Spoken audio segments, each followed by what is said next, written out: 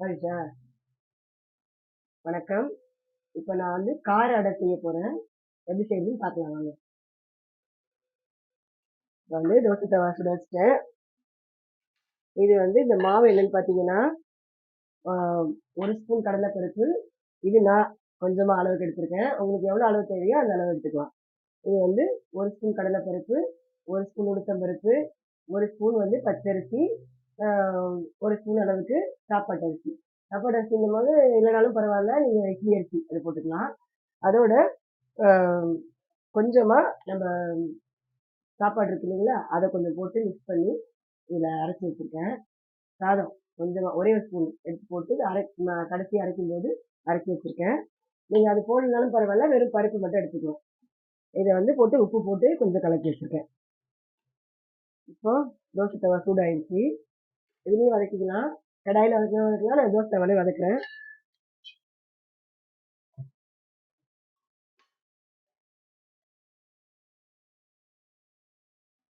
இது நம்ம பசி நேரத்துக்கு சீக்கிரமா உடனே செய்யக்கூடிய ஒரு அடை இது. இது வந்து புளிக்கணும் அப்படின்னு இல்லை, உடனே அரைச்சி செய்யலாம். இப்போ வந்து இது எண்ணெய் சூடாகட்டும். இதில் பாருங்க, எண்ணெய் சூடாயிடுச்சு. கடுகு, உளுத்தம்பருப்பு, கடலைப்பருப்பு, காஞ்ச மிளகாய், இதை வந்து தாளிப்புக்காக போட்டுறேன்.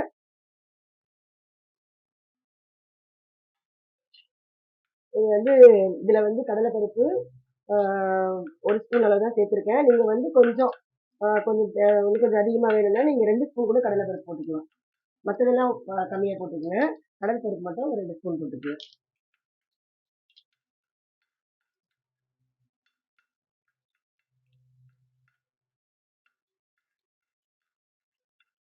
வந்து பச்சை மிளகாய் போட வேண்டாம், காஞ்ச மிளகாய் போட்டுக்குவேன். இது கருவேப்பிலை கொஞ்சம். அதோட நறுக்கின வெங்காயம்.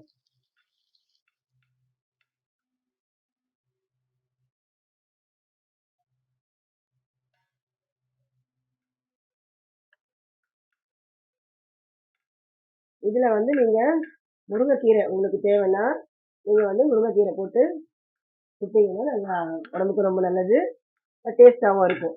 நான் வந்து இதில் முருங்கைக்கீரை இப்போ சேர்க்கல. நீங்கள் தேவைன்னா நீங்கள் முருங்கைக்கீரை சேர்த்துக்கலாம்.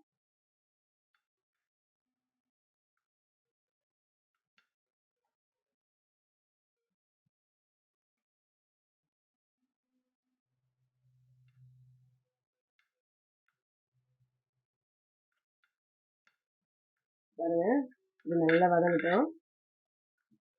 நம்ம இந்த தோசை கல்லையே அடை சுட்டுடலாம். அடைனா அது ஓரளவுக்கு ரொம்ப கெட்டிய கையில் தட்ட வேண்டியதில்லை, நம்ம வந்து கரண்டிலேயே மெதுவாக அப்படியே ஊற்றி எடுக்கலாம்.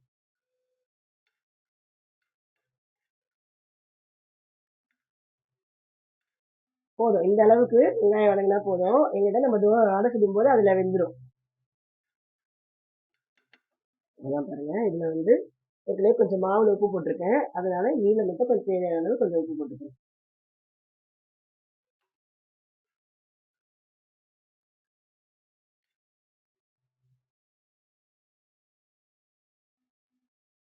இதில் வந்து மிளகாய் மட்டும் நான் சேர்த்துருக்கேன். கொஞ்சமாக மஞ்சத்தூள்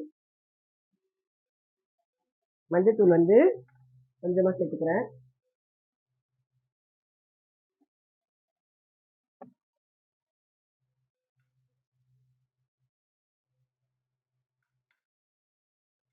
இது போதும், வதங்கிருச்சு. நான் வந்து இந்த மாவுல இதை போட்டுருவேன்.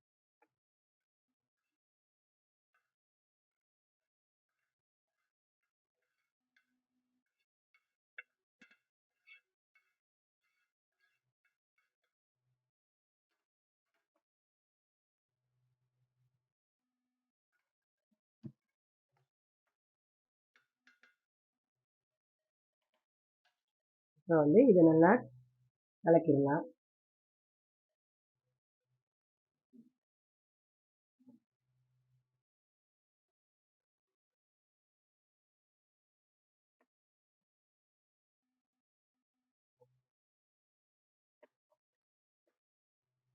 இது வந்து நீங்கள் கொஞ்சம் புளிக்கணும் அப்படின்ட்டு தேவையில்லை, உடனே வந்து அரைச்ச உடனே நீங்கள் சுற்று எடுத்துடலாம் இந்த கார அடையை. இல்லை அப்படி நீங்கள் கொஞ்சம் நேரம் கழிச்சு பண்ணுறதா தான் நீங்கள் வெளியே வச்சு சுட்டுக்கலாம், ஒன்றும் ஆகாது.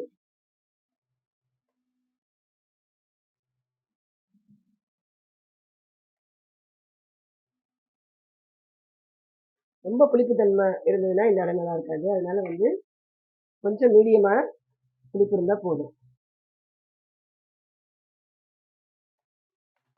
இப்போ பாருங்க, நமக்கு இந்த அளவு வந்துருச்சு. நல்லா காஞ்சிருச்சு. ஆனால் கொஞ்சம் ஆயில் ஊற்றிக்கிறேன் இதுலேயே. இதில் வந்து இந்த வெங்காயம்லாம் கொஞ்சம் இருக்கிறதுனால இந்த இடும்போது கொஞ்சம் கருப்பாக தெரியும், அதனால இதை எடுத்துருவேன்.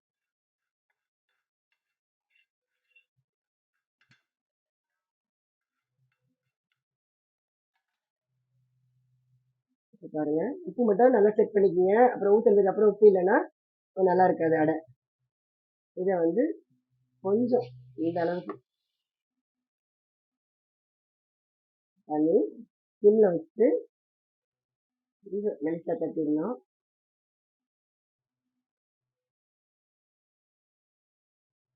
ரொம்ப தண்ணியாக போயிடுச்சுன்னா உங்களுக்கு எடுக்கும்போது அப்படியே நல்லா வராது. அதனால வந்து இந்த கண்டென்ஸில் இருக்கணும்.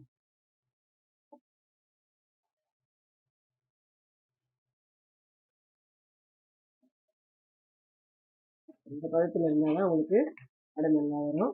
சுற்றி நல்லா கொஞ்சம் ஆயில் விட்டுறேன். இது பார்த்தீங்கன்னா நம்ம அவசரத்துக்கு டக்குன்னு ரெடி பண்ணிடலாம். அந்த பருப்பு மட்டும் ஊற வச்சுருந்தோம்னா, இப்போ அரிசிங்க இந்த பருப்புங்க இதெல்லாம் ஊற வச்சுருந்தோம்னா ஒரு சுற்றி சுற்றிட்டு டக்குன்னு வெங்காயத்தை அரிஞ்சு இது போட்டு எடுத்துருவோம். இதை நீங்கள் ரெடி பண்ணி வச்சுட்டு அந்த டைமுக்கு சொல்லும்போது சீக்கிரம் ரெடி ஆகிடுது.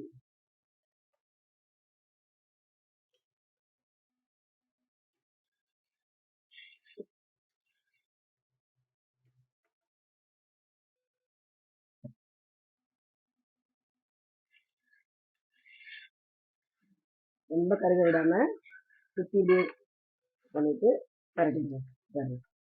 சூப்பராக இருந்துச்சு. இதில் வந்து நீங்கள் முருங்கைக்கீரை போட்டு சுட்டிங்கன்னா இது ரொம்ப உடம்புக்கு நல்லது. நான் வந்து முருங்கைக்கீரை போடல. நீங்கள் தேவைன்னா நீங்கள் உங்களுக்கு சொல்லிக்குவீங்க. இதுக்கு சைட் டிஷ் என்னன்னு பார்த்தீங்கன்னா, நமக்கு தக்காளி தொக்கு, இல்லை வந்து தக்காளி சட்னி, அதாவது தக்காளி வெங்காயம் அரைச்சி வதக்கி அந்த சட்னி தொட்டுக்கலாம். தக்காளி தொக்கு தொட்டுக்கலாம். தேங்காய் சட்னிலாம் அவ்வளோவா இந்த அடைக்கி டேஸ்ட்டு இதுவாக இருக்காது. அதனால் வந்து கொஞ்சம் காரமாக உள்ளதுக்கு காரமாக உள்ள சட்னி தான் இதுக்கு நல்லாயிருக்கும்.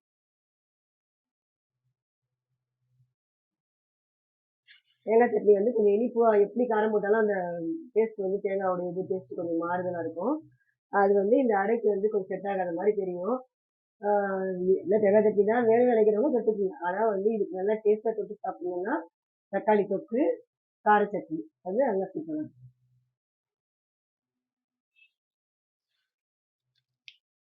இல்லை பொடி, இட்லி பொடி நல்லா நல்லெண்ணெய் ஊற்றி தொட்டு சாப்பிடுவோம்.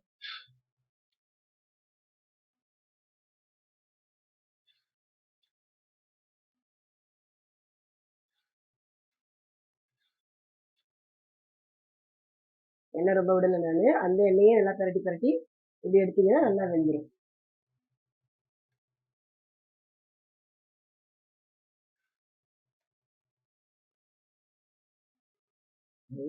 ஆனா ஒண்ணு, இந்த இந்த அடைய வந்து நீங்க வச்சிருந்து சாப்பிட்டீங்கன்னா கண்டிப்பா வந்து கல்லு மாதிரி ஒரு மாதிரி ஆயிடும்.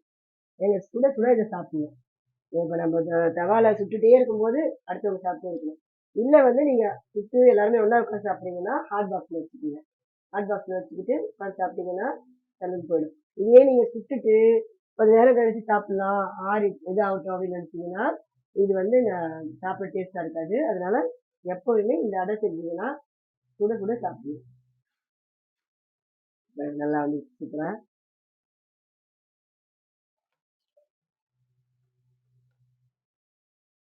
இந்த அளவுக்கு வந்தோடனே எடுத்துடணும். இன்னும் ஒன்று ஊற்றிடுறேன். அதே மாதிரி கொஞ்சம் லைட்டாக எண்ணெய் விட்டுக்குங்க.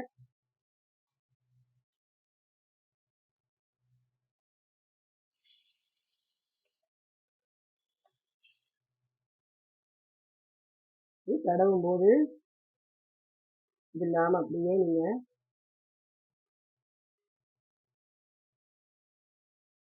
சொன்னேன் இல்லைங்களா, ரொம்ப வந்து தண்ணி விட்டோம்னா நமக்கு தண்ணியா போயிடும். பெரட்டும் போது வராது சரியா.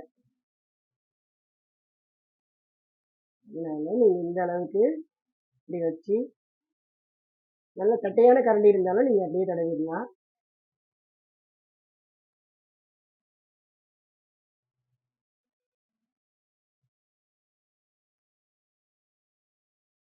இந்த அளவுக்கு நல்லா வெந்துரும் போதும்.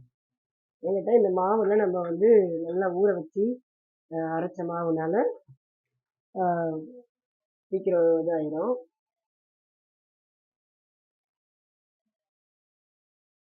இன்னும் வந்து இத பார்த்தீங்கன்னா, ரொம்ப பவுடர் மாரி நல்ல தோசைக்கு அரைக்கிற மாரி இந்த அடைக்கு அரைக்கக் கூடாது. கொஞ்சம் கொரகொரப்பாவே எடுத்துடணும். ஆ ஒரு சுத்து 2 சுத்து சுத்திட்டு, கொஞ்சம் அப்படியே மிக்ஸியில போட்டீங்கன்னா, 2 சுத்து சுத்தீங்கன்னா கொஞ்சம் கொரகொரப்பா தெரியும். அத எடுத்துடலாம். இல்ல கிரைண்டர்ல போட்டு நீங்க அரைச்சாலும் கொஞ்சம் கொரகொரப்பு வரும்போது நீங்க எடுத்தா தான் அடைக்கு நல்லா இருக்கும். இல்லன்னா அது தோசை பதத்துக்கு வந்துரும். அதனால அடைக்குன்னு செய்யும்போது கொஞ்சம் கொரகொரப்பா அரைச்சுக்கணும்.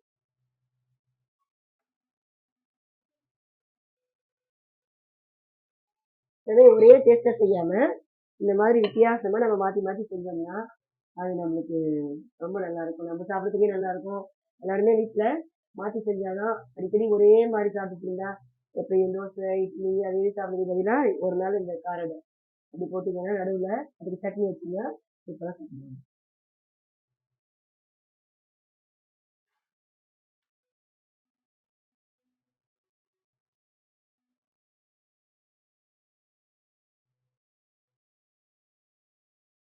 நான் வந்து காஞ்ச மிளகா யூஸ் பண்ணியிருக்கேன். காஞ்ச மிளகா போட்டு தான் இது கொஞ்சம் நல்லாருக்கும். பார்க்க இதுவாவும் இருக்கும், வாசனையாவும் இருக்கும் நல்லா. பச்சை மிளகா சரி காஞ்ச மிளகா போடாத விரும்பாதவங்க, பச்சை மிளகா கொஞ்சமா யூஸ் பண்ணிக்கலாம். ஆனா வந்து பச்சை மிளகா போட்டும் கூட நீங்க இந்த முருங்கைக்கீரை அதெல்லாம் போட்டீங்கன்னா, 2ம் ஒரே மாரி இதுல பசங்க குழந்தைங்க சாப்பிடும்போது வாயில கடிப்படும். அதனால காஞ்ச மிளகான்னும்போது பார்த்து எடுத்து சாப்பிடுவாங்க தனியா எடுத்து.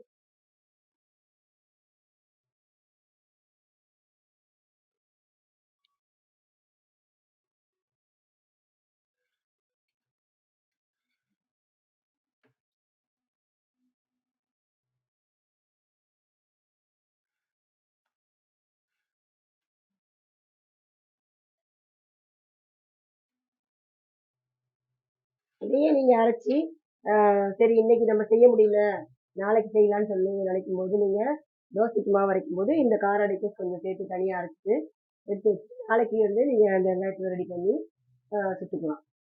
அதனால வந்து உடனே நீங்க பண்ண முடிஞ்சா பண்ணுங்க. இல்லன்னா வந்து இது நாளைக்கு பண்ண முடியாது அப்படின்னு நினைக்கிறவங்க, இன்னைக்கே அரைச்சு ஃப்ரிட்ஜ்ல வச்சுட்டு சுட்டுக்கலாம்.